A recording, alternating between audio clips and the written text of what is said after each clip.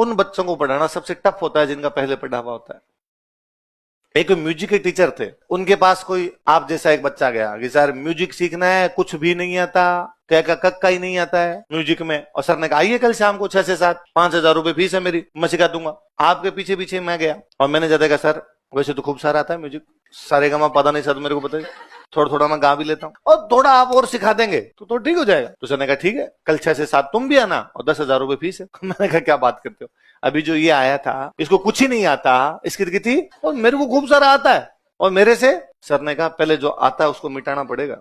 उन बच्चों को पढ़ाना सबसे सरल होता है जिनको नहीं आ रहा हो। कोरा कागज होता है उस पर लिखी जा सकती है चीजें, जब थोड़ी थोड़ी आ रही हो ना उसमें सबसे भयंकर दिक्कत ये होती है 1 से लेके 100 तक की गिनती है। उस स्टूडेंट को 28 आता है, 42 आता है, 64 आता है, 77 आता है, 92 आता है। अब मैं जब 1 से 27 तक जब पढ़ाता हूं, मैं कितना भी अच्छा पढ़ा दूं, कितना भी अच्छा पढ़ा दूं, उसका कोई ध्यान नहीं है, उसका पूरा ध्यान 28 पर आ, तो फिर मैं बताता हूं तेरे को, और मैं जैसे 28 पर आता हूं वो त्यार बेटा क्या जा अब पूछता हूं मैं तेरे से सवाल, फिर मैं उसके 28 की शंका का निवारण करता हूं, फिर वो शांत रहता है, फिर वो कहता 42, जल्दी फटाफट 42 पे आ जा तुम, क्या ये बीच में 29, 30 में कुछ आई नहीं, क्या पढ़ा रहा है भाई साहब, असली फैक्ट ही कौन सा है।